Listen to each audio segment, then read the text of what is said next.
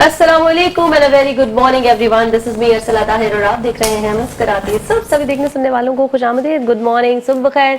बहुत सारी दुआएं, नेक तमन्नाएं और नेक ख्वाहिशात आपके लिए कि दिन आपका बहुत बहुत आसानियों वाला हो और अल्लाह ताला आपको और मेरा शुमार उन लोगों में करे जो लोगों में आसानियां तकसीम करते हैं। और सबसे पहले मुबारकबाद उन तमाम खुश नसीब लोगों को जिनकी आज सालगिरह है। Many many happy returns of the day. सालगिरह की बहुत बहुत बहुत मुबारकबाद। और हमेशा कहती हूँ, आज भी कहूंगी कि वो एक ख्वाहिश जो आप कई सदियों से, कई सालों से, कई महीनों से मांग रहे हैं, अल्लाह ताला इस साल आपके हक में रहते उस ख्वाहिश को, आरज़ू को, उस दुआ को आपके हक में रहते हुए पूरा करें। और साथ ही साथ मुझे इससे सालगिरह बनाइए। लेकिन हम हमेशा से कह रहे हैं हालात बड़े ख़राब हैं, सेहत के मामला बड़े ख़राब हैं, तो जो भी पार्टी वार्टी खाना पीना करना है कोशिश करें कि वो आप घर में ही उसको अरेंज कर लें और अच्छा अच्छा खाना खाएं। और अपने जो प्यार करने वाले लोग हैं उनके साथ ज़रूर इसको अरेंज करें। कब होता ये है कि जो वाकई हमसे प्यार करते हैं, जो हमारा इंतज़ार कर रहे होते हैं, हम थोड़ा सा उनको इग्नोर कर देते हैं। जैसे जैसे हम सोशल होते चले जाते हैं वैसे वैसे अपनी जो घर की ज़िंदगी होती है, जो हमारे करीबी प्यारे प्यारे रिश्ते होते हैं, अम्मा अब्बा बहन भाई, कोई भी रिश्ता, उनसे पता नहीं कैसे हम जो है वो दूर होते चले जाते हैं। और आजकल माहौल ही ऐसा हो गया है, इंसान जो है वो बाहर जो गैरों के साथ रिश्ते हैं वो पता नहीं क्यों इनर सेटिस्फेक्शन के लिए, या तो ये वजह हो सकती है या फिर शायद अच्छा लगता है, आपकी विल अच्छी बन जाती है, हम बाहर वालों की बहुत ज़्यादा फिक्र करने लगे। हालांकि ऐसा है नहीं। सबसे पहले आपको अपने जो करीबी रिश्ते जिनके लिए आप जवाबदेह हैं, आपके अम्मा अब्बा बहन भाई, या आपकी शादी हो गई है तो आपके स्पाउस, ये लोग सबसे पहले, आपके बच्चे हैं तो वो आप सबसे ज़्यादा आंसरेबल इनके लिए हैं। सबसे पहले आपको इनका ख्याल रखना है। उसके बाद जो है, आप कहते नहीं है जी आग लगे तो पहले अपने घर की बुझानी है, फिर पड़ोसी की तरफ देखना है। तो लेकिन उल्टा हो गया आजकल, घर में आके जो है ना लोगों के मिजाज खराब होते हैं और बाहर उनके खिलाफ बड़े ही उरूज पर होते हैं, बड़ा ही सब कुछ अच्छा मामला चल रहे होते हैं। थोड़ा सा इस पर नोटिस कीजिएगा कि आपकी जिम्मेदारी किसकी तरफ सबसे ज्यादा बनती है। जाहिर है घर वालों की तरफ बनती है। और हर शख्स अगर अपने घर वालों का, अपने करीबी लोगों का ख्याल रखने लगे तो शायद बहुत सारे मसाइल ही हल हो जाए। चूंकि हम अपनी तरफ नहीं देखते तो दूसरे हमारी तरफ देख रहे होते हैं, तो ये कुछ उल्टा सीधा सा मामला चल रहा है। तो खैर चलिए जी, तो आज की अच्छी सी बात, और आज की और भी बहुत सारी अच्छी बातें हम अपने प्रोग्राम में हिस्सा बनाते हैं। पूरी कोशिश रहती है ऐसे मसाइल, सेहत के हों या सोशल कोई ऐसे इशूज जो आप फेस कर रहे हो, उनको हम अपने प्लेटफॉर्म से सॉल्व करने की कोशिश करें, कोई ना कोई हल निकालने की कोशिश करें। कुछ लोग हैं जो बहुत अच्छा अच्छा काम कर रहे हैं, उनको सामने लेकर आए, क्योंकि तकलीफें तो हैं, मसाइल तो हैं, परेशानियां तो हैं, लेकिन कुछ लोग हैं जो बहुत अच्छा अच्छा काम भी कर रहे हैं। इन्हीं तकलीफों को, इन्हीं परेशानियों को दूर करने की कोशिश करें, उनको सामने लाना, उनके हवाले से बात करना, उनके बारे में बात करना। असल में ये होता है कि आपके अंदर और मेरे अंदर एक उम्मीद जागे, एक पॉजिटिविटी आए कि अच्छे लोग हैं जिसकी वजह से दुनिया चल रही है। और जब ऐसे अच्छे लोग हैं तो वाई नॉट वी, मैं क्यों नहीं हो सकती, हमें भी अच्छा होना चाहिए। चलिए जी, आज जिन शख्सियात, मेहमान शख्सियात ने हमें ज्वाइन किया है ये एक बड़ा ज़बरदस्त काम करें। आपको पता है बहुत सारी बुराइयों, बहुत सारी परेशानियों, बहुत सारी तकालीफ के साथ साथ एक मसला और जो बहुत उरूज पर पहुंचता जा रहा है वो है जी नशा। नशे की जो आदत हो गई है, अब इसमें ना कोई क्लास का आप कहेंगे कि जी गरीब है तो वो कर रहा है, अमीर है तो वो कर रहे हैं, ना क्लास का फ़र्क भी ख़त्म हो चुका है। और मज़े की बात यह है, बल्कि दुख और अफसोस की बात यह है कि एज भी अब काउंट नहीं करती। आपको स्कूल, कॉलेजेस, यंग बच्चे, बूढ़े, हर एज में आपको जो है ये बीमारी, ये परेशानी, ये तकलीफ, ये अजियत जो है वो नज़र आएगी। और जब भी हम शायद पहले भी एक प्रोग्राम इस पर कर चुके थे, मैंने कहा था नशा अगर किसी फैमिली का एक फर्द नशा करता है तो पूरी फैमिली जो है वो इसको फेस करती है। ऐसा नहीं है कि सफर पूरी फैमिली करती है। देखने में ऐसे नजर आता है कि 4 लोग तो बिल्कुल ठीक है, नशा तो सिर्फ एक आदमी कर रहा है, लेकिन उस नशे वाले की वजह से जो 5-6 लोग हैं वो उससे कहीं ज्यादा सफर कर रहे होते हैं। इतनी ज्यादा ये परेशान कुन सूरत हाल है। इसी पर एक रिहैब सेंटर है जिसके प्रोजेक्ट डायरेक्टर हमारे साथ मौजूद है, परवरिश मेरा ख्याल नाम है उनका, उसका ना, हमारे साथ मौजूद है यासिर शाह। अस्सलाम वालेकुम। अस्सलाम वालेकुम। वालेकुम सलाम। वेलकम करेंगे आपको जी, कैसी हैं? बिल्कुल ठीक हूँ, आप ठीक है? अल्हम्दुलिल्लाह ठीक है। अच्छा जी, साथ हमारे मौजूद है फहीला रियाज। नाम ठीक लिया मैंने? जी ठीक है, पहले फजीला आया था मेरे पास ये है जी क्लिनिकल इंचार्ज, आपको भी वेलकम करेंगे। Thank you so much. चलें, अच्छा आपसे शुरू करते हैं। परवरिश की चूंकि हमने बात कर दी है, पहले मैं चाहूंगी जरा उसके हवाले से थोड़ा सा डिटेल बताइए कि क्या है, किस तरह से काम कर रहे हैं और किस पे स्पेशली काम हो रहा है। जी, परवरिश रिकवरी सेंटर जो है एक रिहैब सेंटर है जो कि कई अरसे से नशे के मरीज और जो है दीगर जहनी बीमारियों का इलाज यानी कर रहा है। क्योंकि जैसे आपने कहा, बिल्कुल ठीक कहा कि नशा जो है सिर्फ एक इंसान को नहीं बल्कि पूरी फैमिली को मुतासिर करता है। एविडेंस बेस्ड हम लोग ट्रीटमेंट यानी फॉलो करते हैं जिसमें एज अ डिजीज मॉडल को लेके चलते हैं कि नशा एक बीमारी है। हमारी सोसाइटी में अवेयरनेस की कमी की होने की वजह से फैमिलीज बहुत टाइम यानी लग जाती है कि ट्रीटमेंट तक आने के तक। उससे पहले जो है वो अपने तजर्बात यानी कर रही होती है कि जैसे इसकी शादी करा दो, इसका जो है ना कहीं पे बाहर भेज दो, इसको कोई कारोबार करा दो, इस तरह की चीज़ें यानी वो कर रही होती है। लेकिन उसको ज़रूरत होती है उस वक्त एक एविडेंस बेस्ड ट्रीटमेंट की। रीहैब की जब बात यानी एक होती है तो लोगों के जहन में बहुत दफ़ा मिसकंसेप्शंस होती हैं कि रीहैब में यानी सही तरीके से ट्रीट नहीं करते, मारते हैं, वो सारी चीज़ें करते हैं। तो इसीलिए मैं हर फैमिली को यही कहता हूँ कि सीइंग इज़ बिलीविंग। देखिए, मैं जितना भी किसी को कन्विंस करने की या कोई बताने की कोशिश करूँ, आप मानेंगे वही चीज़ जो आप देखेंगे, दिख रहा होगा। तो आप आएँ, सेंटर आएँ, विजिट करें, देखें किस तरीके से क्या ट्रीटमेंट होता है, किस तरीके से यानी लेके चलते हैं। बाकी मज़ीद और जो है जो हमारी क्लिनिकल इंचार्ज हैं वो भी आपको इसकी इंसाइट यानी वो देंगी। परवरिश की एक ख़ास बात एक और है कि वो सिर्फ ट्रीटमेंट पे ही नहीं, वो प्रिवेंशन पे भी काम करता है कि देखें जो लोग इसमें फंस गए हैं उनको निकालना है कैसे? और आने वाली नस्लों को बचाना कैसे। दो हिस्से हैं इसके, ठीक है, कि प्रिवेंशन एंड ट्रीटमेंट। सो उसके लिए डिफरेंट स्कूल्स, कॉलेज, यूनिवर्सिटीज में जाके प्रिवेंशन वर्कशॉप्स और ये सारी चीजें, सेमिनार्स वगैरह हम लोग वो करते हैं। ठीक है, फहीला आपकी तरफ आ जाते हैं। अच्छा, मैं तो सिर्फ नशे की तरफ बात की, लेकिन जाहिर है कि तो दिमागी अमराज और जहनी जो बीमारियां उस पर भी काम हो रहा है। अच्छा, इन दोनों का बड़ा साथ है। जो लोग नशा करते हैं वो दिमागी बीमारियों में जल्दी मुब्तला हो जाते हैं। अगर दिमागी अमराज में मुब्तला है और नशा कर लिया तो वो वर्स्ट होती चली जाती है। तो ये दोनों एक, मुझे तो लगता है एक दूसरे से कनेक्टेड है। कुछ लोग इसी वजह से नशा शुरू करते हैं कि उनको दिमागी बीमारियां हो गई, उनको कुछ समझ नहीं आ रहा, स्केप नहीं मिल रहा, डॉक्टर नहीं मिल रहा, काउंसलिंग नहीं हो रही, तो वो नशे की तरफ चले जाते हैं। तो ये दोनों एक दूसरे से कनेक्टेड हैं। तो ऐसे ही पेशेंट आते हैं आपके पास जो ऑलरेडी जहनी अमराज का शिकार भी हैं और फिर उसके बाद नशा भी कर रहे हैं, तो उनको डील करना तो थोड़ा सा मुझे लगता है शायद मुश्किल होता है, या आप बताएंगे? डेफिनेटली जो आपने पॉइंट रेज किया ऐसे ही है। कई दफ़ा हमारे पास बहुत सारे ऐसे पेशेंट्स आ रहे होते हैं जिनको कहीं ना कहीं पहले से ही किसी और जहनी बीमारी का जो है वो शिकार होते हैं, और उसके साथ साथ जो है वो सब्सटेंस अब्यूज़ भी कर रहे होते हैं, तो वो केसेस ज़्यादा वर्स्ट हो जाते हैं।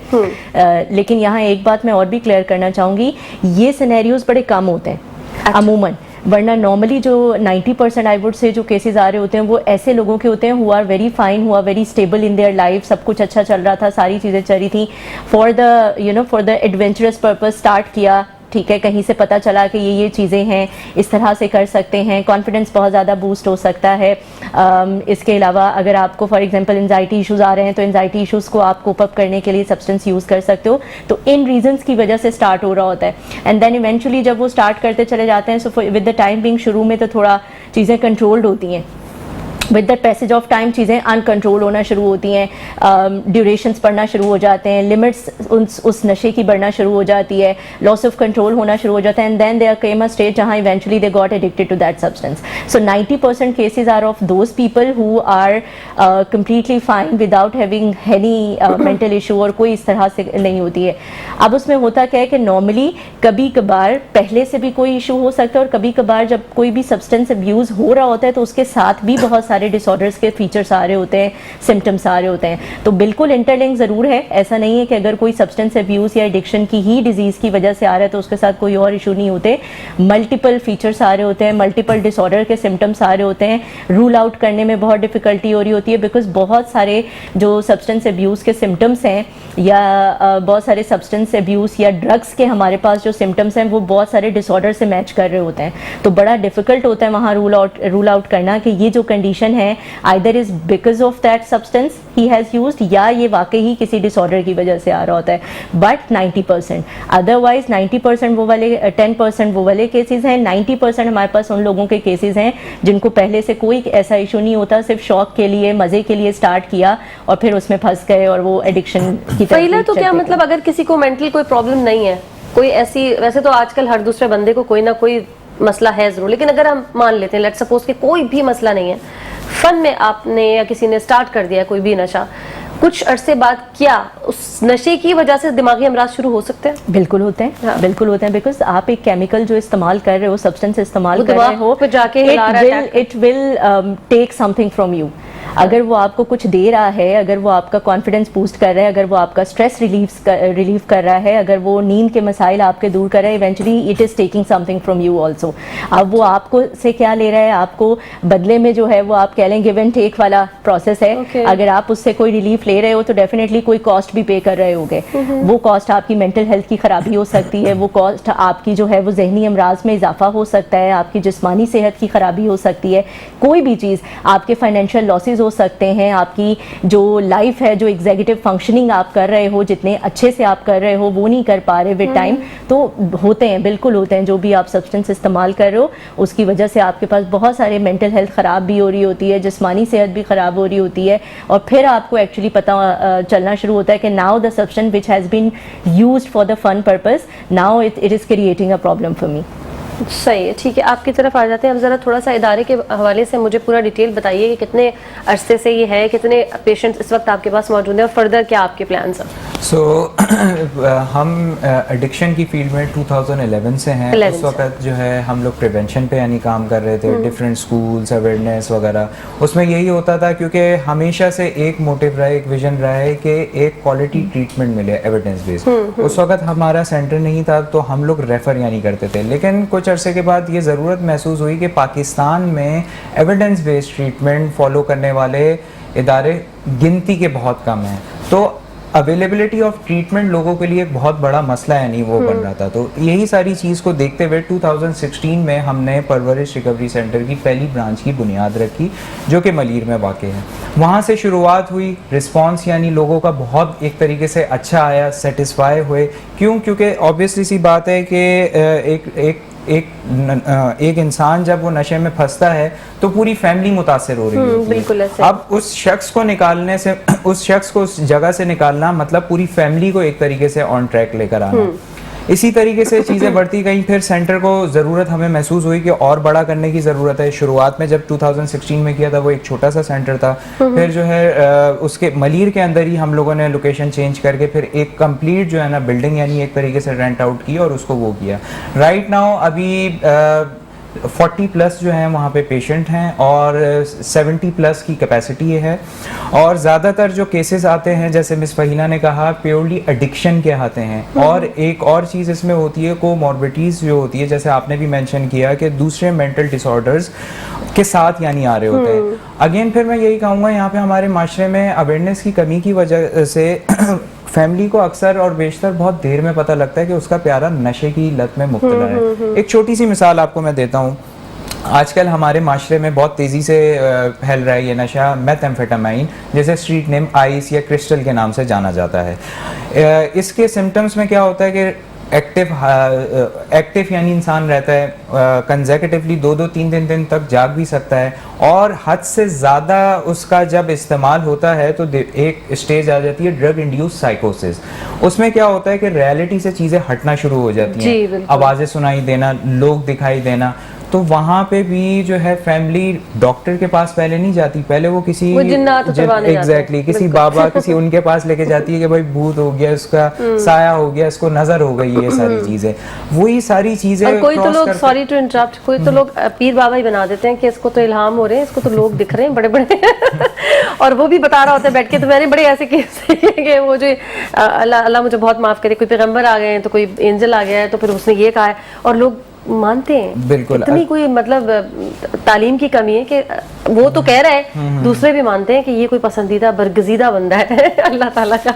नहीं, बिल्कुल ऐसा ही है, क्योंकि ये ज़्यादातर जो हैश के केसेस होते हैं उसमें मैंने इस तरह के देखे हैं। हाँ। कि जो थोड़े रिलीजियस हो जाते हैं, थोड़ा सा यानी डिफरेंट यानी वे में बात करते हैं कि मुझे कोई चीज़ आती है, मुझे ये होता है, ये सारी चीज़ें, तो वो एक अगेन वो एक टाइम यानी लगता है उसमें वो चीज़ें रिवर्सेबल होती है, लेकिन वो टाइम के साथ। अच्छा। आपने जैसे पूछा कि हमारे प्लान्स क्या हैं, हमने इसी तरीके से वहाँ से शुरुआत हुई, आहिस्ता आहिस्ता एक्सपेंड होता गया। फिर ज़रूरत महसूस हुई कि मलीर ही जो है ना यानी काफ़ी नहीं है, ये जो अंडर प्रिविलेज एरिया इधर का है आपका ये बलूचिस्तान की साइड का, यहाँ से बहुत पेशेंट्स जो है ना आते थे और वो एक ही गिला करते थे कि आपका सेंटर बहुत दूर है, हम लोग नहीं आ सकते। तो वहाँ पे फिर जो है अभी मेरे ख्याल से 2023 में मेरे ख्याल से हमने एक वहाँ पे हब पे भी एक ठीक है यासिर साहब, इसको कंटिन्यू करेंगे या वक्त हो गया एक छोटी सी ब्रेक का, जल्दी से जा रहे हैं ब्रेक पे, वापस आ रहे हैं, हमारे साथ बंदे रहेगा। वेलकम बैक नाज़रीन, एक बार फिर से करते हैं खुशामदीद मुस्कुराते सुबह में, और मैं चाहूंगी वहीं से कंटिन्यू कीजिए जहाँ से सिलसिला जो है हमने तोड़ दिया था। बिल्कुल, मैं जैसे बता रहा था कि क्योंकि हब बलूचिस्तान में हमारी एक जो है ब्रांच अभी हम लोगों ने रिसेंटली इफ्तिताह किया है, वो भी कंप्लीट जो है ना वो किया है। अगेन मोटिव यही है कि जो है एविडेंस बेस्ड जो है ना ट्रीटमेंट मिले। इसी तरीके से बहुत सी जो एक एलीट क्लास होती थी वो हमारे मलीर सेंटर आती थी, क्योंकि देखें मेडिकल फील्ड एक ऐसी है जो वर्ड ऑफ माउथ पे बहुत तेजी से यानी वो चलती है कि आपने अगर कहीं से कोई किसी डॉक्टर को दिखाया, किसी को वो आपको पर्चे चल जाते हैं, बस तुम्हारा इलाज उससे हुआ था, बस पर्चा दे दो मुझे अभी उससे काम होता है। बिल्कुल ऐसा ही है। सो वर्ड ऑफ माउथ की वजह से काफ़ी माशाल्लाह हमारे पास मलीर सेंटर में आते थे, लेकिन ज़ाहिर सी बात है वो थोड़ा सा बिल्डिंग स्ट्रक्चर वगैरह देख के वो बोलते थे कि हमें बहुत दूर पड़ेगा और ये सारी हमारे लिए फीजिबल नहीं है। इलाज का बहुत सुना है आपका, और जो एविडेंस बेस्ड ट्रीटमेंट आप जो बता रहे हैं वो भी बहुत अच्छा है, लेकिन हमारे लिए फीजिबल नहीं है। तो उस नीड को आइडेंटिफाई करने के लिए आइडेंटिफाई करते हुए हमारी फिर एक ब्रांच क्लिफ्टन में एग्जेक्टिव फैसिलिटी यानी वो खोली, क्योंकि देखिए बीमारी जो है कोई भी रंग मजहब सोशल स्टेटस देख के नहीं आती, तो इलाज का मौका भी हर किसी को होना चाहिए। हमारी जितनी भी ब्रांचेस हैं सब में इलाज का तरीक़ेकार एक जैसा है। अब आ जाते हैं कि जी इलाज होता क्या है बेसिकली, कि बहुत से लोगों के जहन में ये होता है मिसकंसेप्शन, जो मैंने शुरू में भी कहा था कि उठा के बंद कर देते हैं। नहीं जी, उठा के बंद कर देना नहीं है। इलाज के बुनियादी 2 फेजेस हैं। पहला फेज होता है डिटॉक्सिफिकेशन, जो भी टॉक्सिन्स लेवल हैं बॉडी के वो वेंटिलेट आउट किए जाते हैं, आसान अल्फाज में जिसम से नशा खारिज करना, बिल्कुल। और दूसरे स्टेज में एक माइंड स्ट्रक्चरिंग प्रोग्राम में लाया जाता है, जिसमें सुबह 7 बजे से लेकर रात 11 बजे तक की एक स्ट्रक्चर एक्टिविटी बेस्ड रूटीन होती है, जिसमें साइको एजुकेशन ग्रुप्स हैं, ग्रुप काउंसलिंग है, प्रोसेस ग्रुप्स हैं, रिलैप्स प्रिवेंशन ग्रुप्स हैं, behaviour identification and modification group है, 1-on-1 काउंसलिंग है। ये सारी चीज़ें जो है ना उसमें आती हैं। क्यों? क्योंकि जब भी इंसान की ज़िंदगी में कोई भी नशा आएगा ना, चाहे कोई सा भी हो, तो 2 चीज़ें बुरी तरीके से मुतासिर करेगा।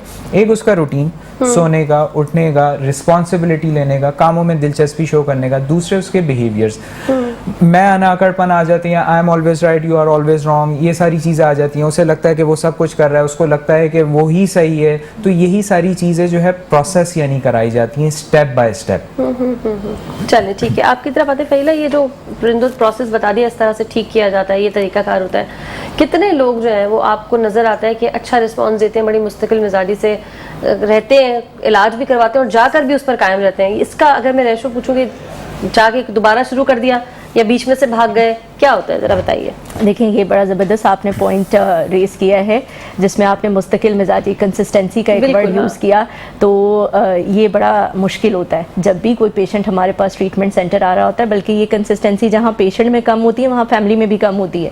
फैमिली भी इस अनरियलिस्टिक एक्सपेक्टेशन के साथ आ रही होती है कि अब हमने अपने प्यारे को जो है ना इलाज के लिए भेज दी है, तो हम 15 दिन के बाद या 1 महीने के बाद जब मिलने के लिए आएंगे, विजिट पे आएंगे, तो ये हमें बिल्कुल भागता दौड़ता हुआ बिल्कुल चेंज मिलेगा। The way he was before 4-5 years back वैसा था तो हमें मिलेगा। तो जहां उनके अंदर थोड़ा सा उनको बताना पड़ता है कि भाई it's not a night change वाला प्रोसेस, टाइम लगेगा, स्लो, जैसे 5 साल 10 साल लगे उस मसले को ख़राब होने में, तो ठीक होने के लिए भी it requires time. The same thing happens with the patient also. अब पेशेंट को भी होता है कि अगर मैं ट्रीटमेंट सेंटर आ गया हूँ, दैट मीन्स कि अब मेरा ट्रीटमेंट हो गया है। मेरे जो विड्रॉल्स की जो कंडीशन थी, जैसे सर यासिर ने भी मेंशन किया कि शुरू का जो डिटॉक्स का पीरियड होता है, तो उसमें जब आ रहे होते हैं तो एक्सट्रीम विड्रॉल कंडीशन में आ रहे होते हैं, मेंटल ओरिएंटेशन इंटैक्ट नहीं होती, पता ही नहीं होता कहाँ बैठे हैं, किस तरह से बैठे हैं, क्या रिस्पॉन्स दे रहे हैं। तो जैसे ही वो विड्रॉल वाली कंडीशन ठीक होने लगती है, तो पेशेंट भी इस अनरियलिस्टिक एक्सपेक्टेशन के साथ आ जाता है कि बस अब मेरी जो एक कंडीशन थी वो क्योर हो गई है, दैट मीन्स मैं ठीक हो गया हूँ, बिल्कुल सही।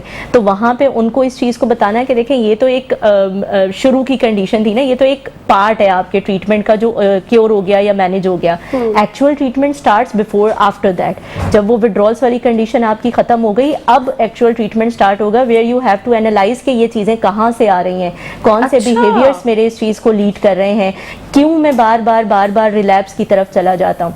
तो उसमें सक्सेस रेशो की अगर मैं बात करूँ तो यूजुअली तो हमारा जो प्राइमरी ट्रीटमेंट होता है वो 3 months का, 120 डेज का होता है, जो इंटरनेशनली भी है। ठीक है, तो अगर उसके रेशो की कितने बात ये दोबारा प्लीज रिपीट कीजिएगा। 120 डेज का, बल्कि अभी इंटरनेशनली तो ये भी थोड़ी सी डिस्कशन हो रही है कि इसको थोड़ा सा एक्सटेंड किया जाए, ऑलमोस्ट 4 मंथ। 4 मंथ। ठीक है। सो बहुत कम लोग हैं जो कि थोड़ा सा सेकेंडरी ट्रीटमेंट को जाते हैं, क्योंकि वो थोड़ा प्रोलॉन्ग ट्रीटमेंट है, 6 to 8 months, even it extends to 1 year also. ठीक है। लेकिन अगर रिजल्ट की बात करूं तो जो हमारा जो पेशेंट सेकेंडरी ट्रीटमेंट से प्राइमरी के साथ साथ सेकेंडरी स्टेज से भी गुजरता है, it has the ratio of 90%, यानी उसके अंदर जो चेंज है वो 90% है। वो इतना ज़्यादा या वो ज़्यादा बेहतर जो है वो अपनी रिकवरी को सस्टेन कर सकता है बाहर जाने के बाद, बिकॉज उसने एक लंबा टाइम अपना ट्रेन किया है, अपने ऊपर काम किया है, चीज़ों को, चैलेंजेस को समझा है, as compared to the one जो कि सिर्फ 3 मंथ्स कंप्लीट करके जा रहा है। तो 3 मंथ्स में मैं ये नहीं बोलूँगी बहुत ही कम है, लेकिन आई वुड से 60 to 70%। तो रिकमेंड हम ज़रूर करते हैं फैमिलीज़ को कि आप इनको जो है वो सेकेंडरी स्टेज ट्रीटमेंट पे लेकर जाएं, अगर आप एक अच्छी रिकवरी चाहते हैं या एक अच्छा चेंज चाहते हैं। कुछ फैमिलीज़ लेकर जाती हैं, कुछ फैमिलीज़ नहीं लेकर जाती। सो ऑब्वियसली जिसने ज़्यादा मेहनत की है, रिजल्ट ज़्यादा अच्छा उसी का आएगा। बिल्कुल सही बात है। तो ये एक लॉन्ग टाइम है, अगर इनकी हम बात मानते हैं शायद, तो ये इलाज भी महंगा होगा। नहीं, जो देखें ये जो मलीर वाली फैसिलिटी है, जैसे मैंने पहले ही आपको बताया, ये हम लोग है ही अंडर प्रिविलेज के लिए। सब्सिडाइज रेट पे हम लोग जो है ना एक तरीके से ट्रीटमेंट यानी प्रोवाइड करते हैं, और उस पर भी क्योंकि देखें हमें कोई जो है ना, हम किसी से गवर्नमेंट से फंडिंग वगैरह एक तरीके से नहीं यानी लेते, तो हम अपने ही मदद आपके तहत जितना यानी वेलफेयर सिस्टम उनको देते हैं कि जितना उसमें जो है ना वेव ऑफ कर सकते हैं फीस में, वो कर देते हैं। और मोर ओवर बाज़ वक़्त ऐसा भी होता है कि जैसे मिसाल है कि किसी ने इलाज कराया अपने बच्चे का और अच्छा रहा, बेहतर हुआ, तो अक्सर और बेशतर ऐसा होता है कि वो स्पॉन्सर यानी वो कर देगा। तो हम हमेशा यही बोलते हैं कि अगर आपने वो करना भी है, बेशक आप स्पॉन्सर यानी वो कर दें, कि आप आएँ हमारे पास कि भाई ये मैं जो है ना स्पॉन्सर किसी को करना चाहता हूँ, आपके पास पेशेंट है, वेल एंड गुड, नहीं है आप आएँ, पूरी जो है फाइल वगैरह कंप्लीट जो है ना, हम लोग इस तरह के पेशेंट्स होते हैं उनकी सेपरेट यानी रखते हैं, उस डोनर को बताते हैं कि जी ये डिटेल है, ये सारी चीज़ें हैं, आप जाके ये सारी चीज़ें वो करें। वैसे मैं एक आइडिया लेना चाह रही हूँ, रफ आइडिया। ऐसे इदारों में अगर कोई किसी को एडमिट कराता है, तो क्या ये एक महंगा इलाज है, सस्ता इलाज है? अगर उसको एडमिट ही करा देते हैं 4-6 महीने के लिए, तो क्या है? देखें, इदारे हमारे माशरे में जो है हद से ज़्यादा हैं, हर गली के कोने में आपको इदारा मिल जाएगा, लेकिन हर इदारे में जो है इलाज प्रॉपर यानी नहीं मिलेगा। मतलब बताने का मकसद ये है, इदारे आपको ऐसे भी मिल जाएंगे जो आपको 10,000 15,000 रुपये माहाना में जो है ना दाखिल या नहीं कर लेंगे, और वो सिर्फ दाखिल करना, वहाँ पे बंद करके रखना, मेल प्रैक्टिस होती है, मारना वगैरह, ये सारी चीज़ें। और इदारे ऐसे भी मिल जाएंगे कि जो एविडेंस बेस्ड ट्रीटमेंट यानी वो प्रोवाइड कर रहे हैं, उसके जो है ना फिर चार्जेस बोले क्या होते हैं, एक रफ आइडिया। जी, सो उसी तरफ मैं आ रहा हूँ। बेसिकली जो मलीर के एक तरीके से वो हैं, वो वैसे जो जर्नल वार्ड की यानी एक तरीके से वो होता है, वो 80,000 यानी वो होता है, जिसमें सारी चीज़ें शामिल होती हैं, food, accommodation, medication, 1-on-1 counselling, family counselling है। बट अगर कोई ऐसी फैमिली है कि इतना अफोर्ड नहीं कर सकती है, तो उसमें वेलफेयर का ऑप्शन होता है कि जितनी हकदार होती है 10, 20, 30, 40, 50 व्हाट्सोएवर, उतनी परसेंटेज वेव ऑफ कर दी जाती है। क्योंकि ऑब्वियसली सी बात है, 5 उंगलियां बराबर नहीं है। कोई हो सकता है कि 30,000 अफोर्ड कर सकता है, कोई 30 भी नहीं अफोर्ड कर सकता, कोई 40 कर सकता है। So it's up to the family. सही। वैसे मुझे ऐसा लगता है जितनी गुर्बत है इस वक्त, जितने हालात खराब है, मुझे तो अभी इस सारी गुफ्तगू के बाद ये थोड़ा सा लग रहा है कि शायद ये भी एक वजह हो कि कुछ लोग ठीक कराने की तरफ इसलिए भी नहीं जाते हो कि इलाज में कौन पैसे खर्च करेगा। देखिए, उसमें एक बड़ी वजह जो है ना, वो लैक ऑफ अवेयरनेस है। जैसे सर यासिर शुरू से ही अपने कॉन्वर्सेशन में उन्होंने पॉइंट बार बार रेज किया कि हमारे यहाँ लोगों के अंदर आगाही की कमी बहुत ज़्यादा है। अभी भी अगर आप सोसाइटी में जाएंगी and you would ask anybody कि अगर कोई ड्रग यूज़ करता है तो तुम्हें नशे की बीमारी है, तो वो डेफिनेटली आपको एक बड़ी हैरत अमेज निगाह से देखेगा कि ये नशे की बीमारी कौन सी होती है। हमने आदत तो सुना है, हमने ये तो सुना है कि जिसका किरदार ख़राब होता है वो नशे में चला जाता है। बीमारी क्या चीज़ होती है, पीपल डोंट नो एक्चुअली कि एडिक्शन जो है वो एक ब्रेन डिजीज है। तो जो कर रहा है उसको भी नहीं पता, और जो फैमिली मेम्बर्स हैं उसको भी नहीं पता। जब आपको यही नहीं पता कि एक्चुअल प्रॉब्लम क्या है, तो आप उसके सोल्यूशन के लिए फिर फिगर आउट भी कैसे करोगे। मुझे यही नहीं पता कि जो चीज़ मैं कर रही हूँ वो बीमारी की शक्ल इख्तियार कर गई है, वो आदत नहीं रही अब, तो फिर मुझे पता नहीं होगा तो मैं उसके ट्रीटमेंट के लिए जो है वो ऑप्शंस भी नहीं ढूंढूंगी। तो इसी वजह से हमारे यहाँ, जैसे सर यासिर ने भी पहले कहा था ना, कि लोग अमूमन जो है वो आमिलों के पास जा रहे होते हैं या इस तरह की चीज़ों के पास जा रहे होते हैं। तो उसकी वजह यही है बिकॉज हमें ये पता ही नहीं है कि हमें इस डिजीज़ को किस तरह से या किस ऑप्शन की तरफ जाना है। तो हम पहले सारे हरबे आजमा लेते हैं, और उन हरबे आजमाने का एक डिसएडवांटेज ये होता है कि इतना केस खराब हो चुका होता है, इतना वर्ष खराब हो चुका होता है कि वो तो फिर उसको अपनी जो है ना सेंसेस में वापस आने में ही 2 मंथ्स 3 मंथ्स या कभी कभार 2.5 महीने 1.5 महीने का टाइम लग जाता है। उसके ऊपर ये एक्सपेक्ट करना कि नाउ अब हम ले भी आए हैं डॉक्टर के पास, अब डॉक्टर बिल्कुल पहले जैसा कर देगा, तो ये कुछ मिसकंसेप्शंस भी हैं, लैक ऑफ अवेयरनेस की कमी भी है, जिसकी वजह से लोग ट्रीटमेंट की तरफ नहीं आते। फिर मेल प्रैक्टिसेस का, जैसे उन्होंने कहा कि हमारे पास इतने सारे सेंटर्स हैं और हर सेंटर में हर इदारा अपने अपने हिसाब से जो है वो इलाज कर रहा है, तो ये भी नहीं पता कि एक्चुअल जो ट्रीटमेंट सेंटर है या जो नशे का इलाज है, नशे की बीमारी का इलाज है, उसमें गुड ट्रीटमेंट में क्या क्या चीजें होनी चाहिए। ये हम चाहेंगे ना कि आप बताएं, ताकि लोगों को हम इस तरह से एजुकेट तो कर सके ना, वो जाके कंपैरिजन कर सके, अच्छा ये ठीक है ये गलत है, मुझे भी नहीं पता और लोगों को भी नहीं पता, तो पता तो होना चाहिए कि कौन सी ऐसी चीज है जो आप लोगों को समझाएं कि ये अगर हो रहा है तो ये चीज खराब हो रही है। ट्रीटमेंट के बस यही 4-5 पॉइंट है, वो थोड़ा सा बताइए। देखिए ब्रीफली अगर मैं बताऊं, एक अच्छा ट्रीटमेंट सेंटर जिसमें रिहेबिलिटेशन प्रोसेस जिसको कहा जाता है, उसमें सबसे पहले तो अगर कोई भी फैमिली जाती है तो ज़रूर वहाँ से इन्वेस्टिगेट करे, पूछे कि आप यहाँ पे किस अप्रोच को फॉलो करते हो। Good. ये बहुत ज़रूरी है, ठीक है, क्योंकि जैसे इन्होंने भी, सर यासिर ने भी कहा कि बंद कर देना या बिल्कुल हम मेडिसिन दे रहे हैं, सब चीज़ें कर रहे हैं, this is not the treatment at all. ये चीज़ें वो घर पे ही कर सकता था, बहुत सारे लोग एक्सपेरिमेंटेशन भी करते हैं बिल्कुल सेंटर आने से पहले। तो प्रॉपर हमारे यहाँ अगर परवरिश रिकवरी सेंटर की मैं बात करूँ तो प्रॉपर 12 स्टेप प्रोग्राम हमारे यहाँ यूज किया जाता है और फॉलो किया जाता है बल्कि, और उसी प्रोग्राम के तहत हम प्रॉपर एक स्ट्रक्चर रूटीन लेके चल रहे होते हैं। तो उन 12 पॉइंट्स को बता दें। 12 steps programme, 12 steps programme basically जो है वो एक प्रॉपर एनए है, एनए की ऑर्गेनाइजेशन इंटरनेशनली जो ऑपरेट करती है, ये वहाँ से डिराइव किया गया है, और इसके अंदर जो है ना कुछ स्टेप्स हैं और इसके अंदर कुछ प्रोटोकॉल्स हैं जो फॉलो किए जाते हैं, और उन सब प्रोटोकॉल्स का ताल्लुक जो है वो बीमारी के हवाले से, लाइक एडिक्शन के हवाले से क्या है, किस तरह से है, फैमिली को किस तरह से काउंसल करना है, पेशेंट को किस तरह से काउंसल करना है, किस तरह से उसको इंसाइट देनी है, किस लेवल पे उसको किस चीज़ के लिए ट्रेन करना है। तो ये पूरा प्रोग्राम उस चीज़ को, प्रोसीजर जो है वो उस चीज़ के ऊपर बेस करते हैं। फिर किसी भी रिहेबिलिटेशन सेंटर में जब आपको ये पता है कि वहाँ प्रोग्राम क्या यूज़ हो रहा है, कोई है भी है या नहीं है, सेकेंड चीज़ एब्स्टिनेंस मॉडल। वो बहुत, एब्स्टिनेंस का मतलब है कि आप कई जगह पे ऐसा होता है कि आप अपने प्यारे को एडमिट करा देते हो, ठीक है, जो वो ड्रग यूज़ करता था वो तो उसका छूट गया, वहाँ कुछ और अल्टरनेटिव के तौर पे दिया जा रहा है। तो ये तो डॉक्टर्स अक्सर मैंने सुना है कि कहा ही जाता है कि वो छुड़वाने के लिए थोड़ा सा ये वाली दवा दी जाए। देखिए उसमें 3 चीज़ों को समझना बहुत ज़रूरी है। ये बात बिल्कुल ठीक है कि इतनी एक्सट्रीम पे हो रहा होता है कि किसी ना किसी ऑल्टरनेटिव के ज़रिए से ज़रूर हमें देना पड़ता है, मगर वो ऑल्टरनेटिव देते वक्त भी 3 चीज़ों का टेक्निकली ख्याल रखना चाहिए कि जिस सब्सटेंस को आप एज अ ऑल्टरनेटिव दे रहे हो, that should not be addictive in nature, और वो खुद जो सब्सटेंस है वो किसी ड्रग की कैटेगरी में ना आता हो, ठीक है, 2 चीज़ें। और थर्ड चीज़ कि उसके नुकसानात कम से कम हो, हार्म रिडक्शन वाला पॉइंट। अब अगर हमारे यहाँ बात करूँ तो बहुत जगह ऐसे ऐसे सब्सटेंसेस भी दिए जा रहे होते हैं जो खुद एडिक्टिव इन नेचर होते हैं। तो जैसे मैंने कहा, वो जिस ड्रग को छोड़ने आया था, आपने एक ड्रग से उसको हटाया, आपने दूसरे ड्रग पे उसको लगा दिया, तो उसका ट्रीटमेंट तो नहीं हुआ। तो एब्स्टिनेंस मॉडल वहाँ फॉलो किया जाता है या नहीं किया जाता, ये ज़रूर पता होना चाहिए आप जिस भी रिहेबिलिटेशन सेंटर में जा रहे हो। रूटीन क्या है, लेक्चर्स हैं, अलाउ करते हैं, सॉरी मैंने आपको इंटरप्ट किया, अलाउ करते हैं रिहैब वाले या रिकवरी वाले के कोई अगर अपना पेशेंट लेकर आया और वो कह रहे हैं, जैसे हम बच्चों को नहीं स्कूल में एडमिशन कराते हैं तो हम कहते हैं जी क्लास में जाना है, टीचर से मिलने जाना है, इस तरह की बातें हो रही होती हैं और आ जाते हैं पेरेंट्स देखने के लिए। तो कुछ स्कूल्स में, जिस स्कूल में मैं थी वहां तो अलाउ नहीं था कि आप नहीं जा सकते, टीचर की क्लास में नहीं जा सकते, टीचर आपसे मिलने आ जाएगी, लेकिन कुछ स्कूल्स में जाने देते हैं। तो अगर ऐसे पेशेंट आके कहे कि जी मुझे ऑब्जर्व करना है, पूरा देखना है किस तरह से इलाज हो रहा है, किस तरह से आप लोग रख रहे हैं, क्या पेशेंट खा रहा है, कौन डॉक्टर, तो आप लोग अलाउ करते हैं? बिल्कुल, क्योंकि ट्रांसपेरेंसी हमारी वो होती है, लेकिन साथ साथ कॉन्फिडेंशियलिटी भी होती है क्लाइंट की, तो हम इन बिटवीन यानी उनको बोलते हैं कि आप आएँ, देखें, सीसीटीवी में पूरी चीज़ आपको जो है ना मॉनिटर यानी वो कराई जाएगी।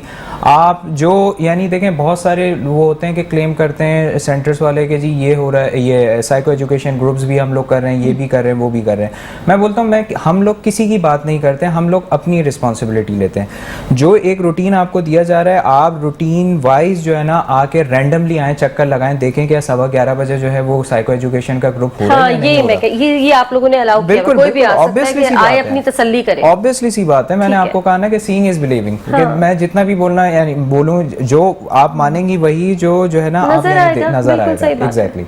और दूसरी चीज इसमें मैं एक पॉइंट और ऐड यानी करता चाह रहा हूं, मिस फहीला ने जो यानी वो कहा था एब्सिडेंस का, दो तरह के जो है ट्रीटमेंट यहाँ पे हमारे माशरे में दिए जा रहे हैं, कंप्लीट एब्सिडेंस और सब्स्टिट्यूट। बेसिकली सब्स्टिट्यूट में क्या होता है, नेमुल बदल जो है ना उस नशे का जो है ना वो दे दिया तो उसकी रिक्वायरमेंट पूरी हो गई, वो हंसी खुशी वो है।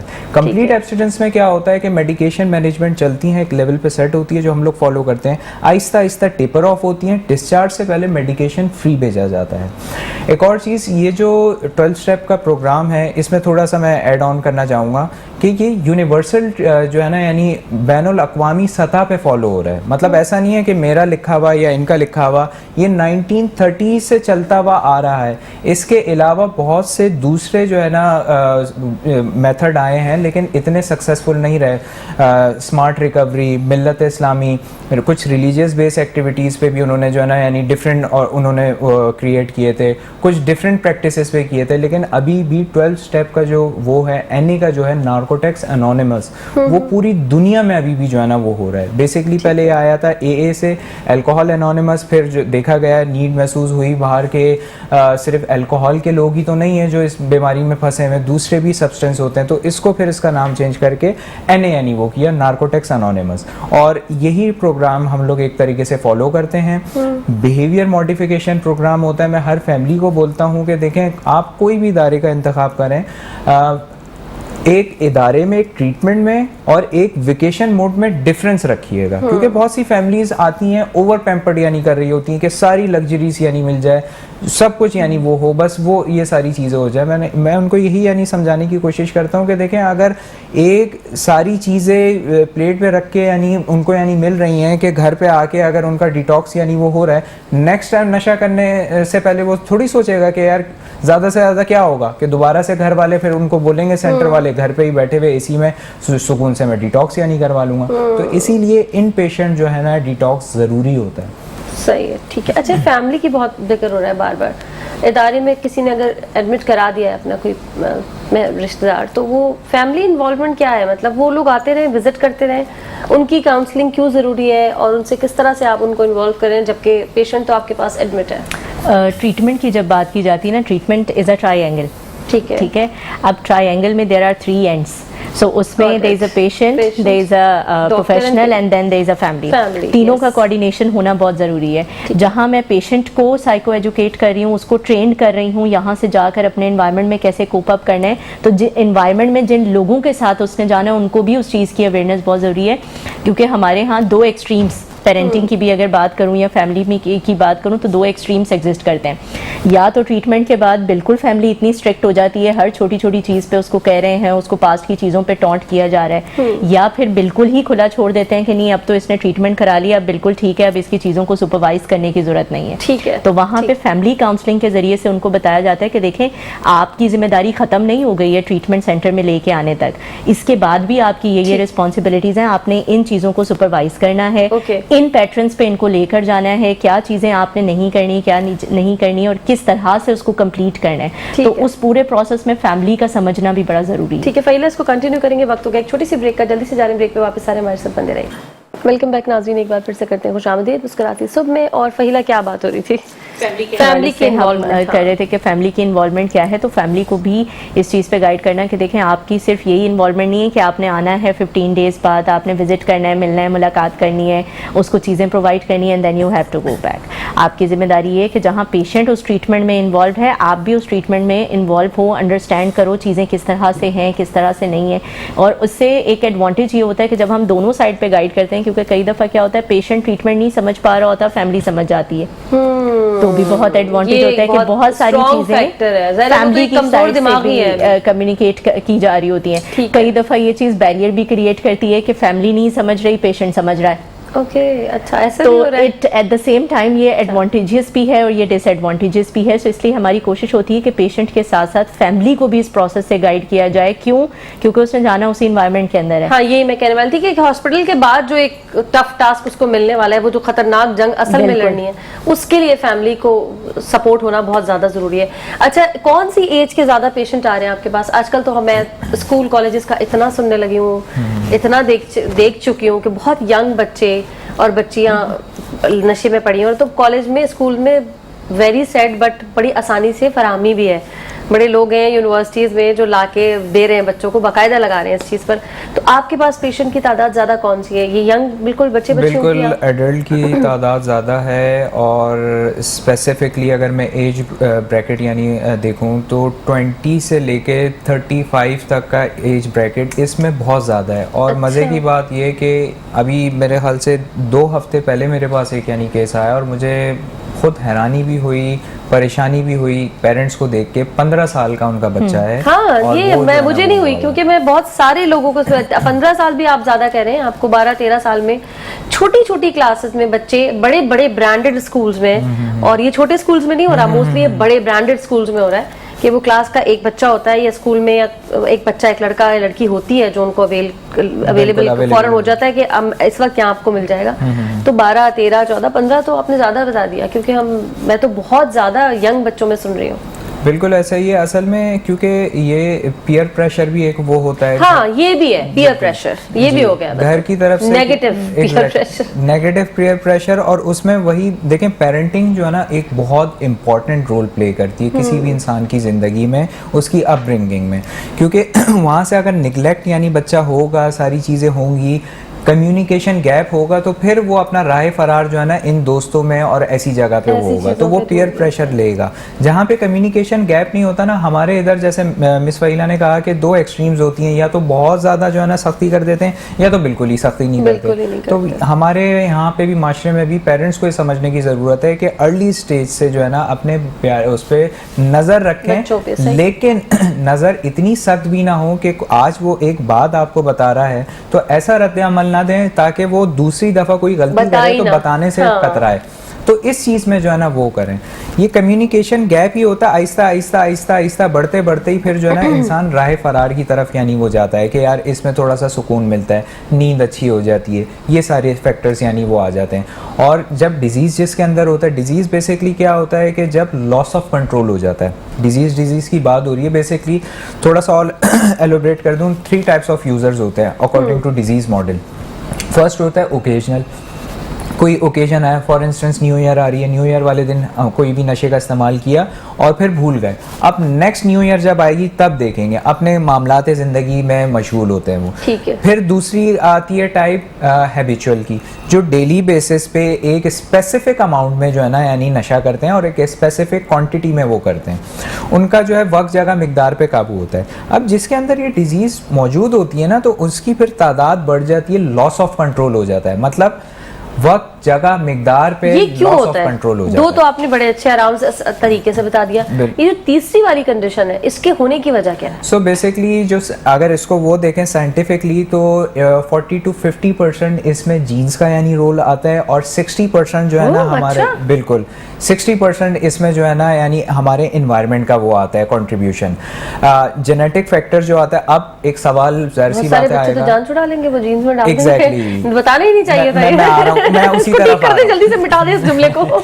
मैं आ रहा हूँ उस तरफ। अक्सर और बेशतर अब ये जहन में आता है कि यार मेरे जीन, इसमें 2 स्कूल ऑफ थॉट आते हैं कि यार मेरे तो 4 फादर्स में से कोई यूज नहीं करता था, तो आप यानी ये किस तरीके से वो बोल रहे हो। बेसिकली जो एडिक्शन होती है ना उसकी 2 कैटेगरी होती है, एक केमिकल और एक नॉन केमिकल। ठीक है। तो हो सकता है कि वो केमिकल में ना हो, वो नॉन केमिकल में हो। नॉन केमिकल में बहुत सारी चीजें, जैसे कि आजकल देखना स्क्रीन एडिक्शन, फूड एडिक्शन। मैं इस पर मैंने सोचा था ये बड़ी तफसील से, मैं पता नहीं हमारे पास इतना टाइम होगा नहीं होगा, ये वाला सवाल जो है ना, मैंने कहा था फहीला से जरा डिटेल में लूंगी, क्योंकि हम तो 4 चीजों को जानते हैं लेकिन इतनी और चीजें हैं जो नशा ही है बट उसकी एक्सेप्टेंस नहीं है। चलिए खैर कंटिन्यू। जी जी। सो उसमें जो है दूसरी गैम्बलिंग एडिक्शन है, दूसरी सारी चीज़ें हैं वो यानी आ जाती हैं। हाँ। कोई भी बिहेवियर, ऑब्सेसिव बिहेवियर यानी आ जाता है, उसकी एडिक्शन वो हो जाती है। अब जीन्स में अगर है तो ये जीन्स में ये श्योरिटी नहीं है कि आपको ये बीमारी यानी एक तरीके से एक्टिवेट होगी ही होगी। अच्छा। एक्टिवेट करना वो उस इंडिविजुअल के हाथ में है। ये एक्टिवेट कब होती है? जब आप यूज करते हो। ठीक है। अगर आपने यूज नहीं किया तो ताहयात वो ऐसी ही पड़ी रहेगी, आपको कोई नुकसान नहीं पहुंचाएगी। सही। तो ये इस बीमारी की एक मैं हमेशा बोलता हूँ कि एक अच्छी बात भी है कि ये अगर इसको नहीं छेड़ें आप, इसको यानी छेड़ने से मुराद ये कोई भी किस्म का नशा ना करें तो ये आपको परेशान नहीं करेगी, सोती रहेगी। जहां आपने नशा किया वहां फिर ये आपको परेशान करेगी।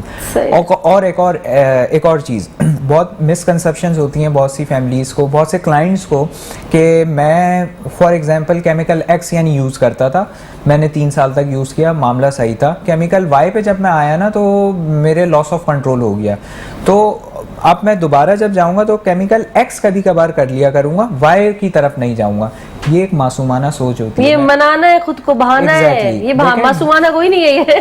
देखें ये वही- बहानेबाजी है। मतलब यानी उनके जहन में यही उस बबल में फंसे हुए होते हैं। हाँ। उनको यही साइको एजुकेट किया जाता है। देखें टॉलरेंस लेवल, डिजीज मौजूद थी जब भी टॉलरेंस लेवल बढ़ी आपकी और आप दूसरी केमिकल की तरफ गए, ठीक। उसमें मजा आपको नहीं मिल रहा था जो वो मिल रहा था। आसान सी मिसाल है कि अगर आज आप जो है पेनाडोल की डेली 1 गोली यानी खाना शुरू कर दें और खाते रहें, एक अरसे के बाद जो है वो आप वैसा जो है ना बॉडी पे नहीं रिएक्ट नहीं असर करेगी, करती, फिर बिल्कुल आपको थोड़ा ऐसा। सा दूसरी तरफ जाना पड़ेगा, तो टॉलरेंस बॉडी की बढ़ जाती है। इसी तरह केमिकल के, सब्सटेंस के उसमें भी होता है, सब्सटेंस अब्यूज के केस में भी होता है। अब्यूज की तरफ चले जाते हैं। बहुत सारे ऐसे नशे हैं जो हमारे माशरे में नशा ही नहीं तस्वुर करते, हैश जिसे बोलते हैं।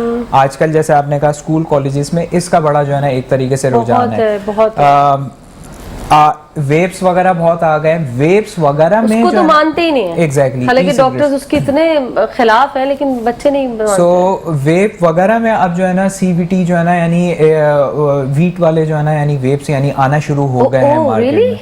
एग्जैक्टली। सो ये काफ़ी एक अलार्मिंग जो है ना एक तरीके से सिचुएशंस है हमारे लिए और तमाम और ये पता लोगों के होता लिए। है बेचने वालों को और लेने वालों को, या ये भी चालाकी से दिया जा रहा है? नहीं, ये पता होता है। देखें जो यूज़र होता है ना, जिसको एक तरीके से क्यूरियोसिटी, जिसको शौक यानी होता है, जो यूज़ कर रहा होता है, वो अपनी मतलब की चीज़ जो है ना कहीं से अरेंज कर लेता है। लेकिन अभी इसका ये है कि ये थोड़ा सा जो है ना हाई प्रोफाइल्स यानी जगहों पे आपको यानी फिर भी यानी मिलेगा, ईजीली हर मार्केट में नहीं मिलेगा। लेकिन बताने का मकसद ये है कि जो आपके नाजरीन यानी देख रहे हैं, अपने बच्चे अगर जैसे आपने अलाउ किया हुआ है कि वेप पी रहे हैं, यूज़ कर रहे हैं, तो एटलीस्ट चेक एंड बैलेंस रखें कि कौन सा वाला यानी वेप पी रहे हैं। कोई ऐसा खुदा ना खास्ता ऐसा तो नहीं कि वीट वाला यानी उसमें यानी वो शामिल हो, क्योंकि वहीं से फिर ये आहिस्ता आहिस्ता शुरुआत जो होती है नशे की, अगर मैं अपने तजर्बे से देखूँ 99% हैश या अल्कोहल। अच्छा, उसके बाद बढ़ जाती है। एग्जैक्टली, यहाँ से शुरुआत होती है कि पहली दफ़ा जो है कहीं पे भी एक्सपोजर मिला, थोड़ा सा सिप ले लिया या थोड़ी सी सिगरेट यानी वो पी ली, और फिर वहाँ से जो है ना आहिस्ता आहिस्ता बढ़ना शुरू हो जाता है।